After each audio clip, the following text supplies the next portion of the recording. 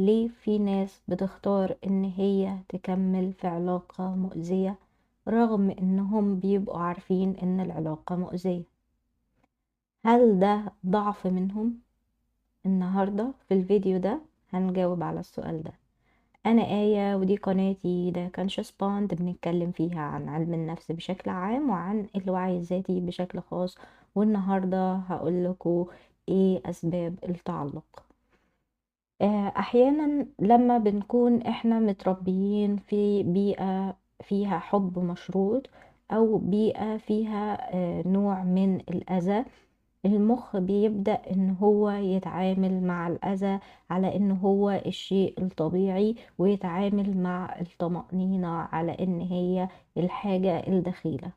فبالتالي لو انا علاقاتي في الصغر ما كانتش مستقرة بمقدمين الرعاية زي الاهل وزي اي مقدم رعاية، سواء انت اتربيت مع اهلك او اتربيت في حتة تانية، بس لو الشخص مقدم الرعاية علاقتي بيه كانت مؤذية ومش مستقرة، بيبدأ مخي يتعامل مع الأذى على ان هو الشيء الطبيعي.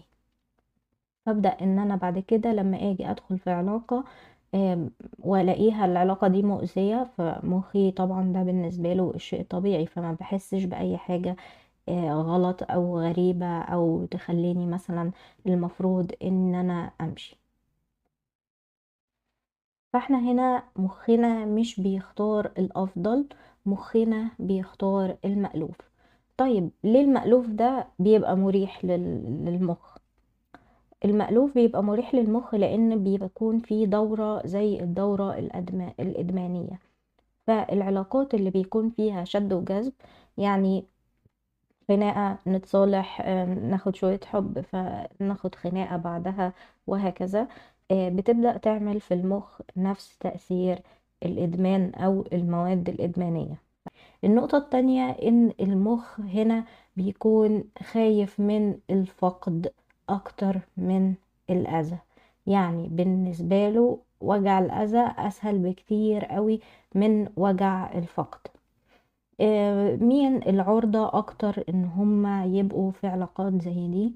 هما الناس اللي احنا بنقول عليهم people pleaser، او الناس اللي بتبقى طول الوقت عايزة ان هي ترضي الطرف الاخر.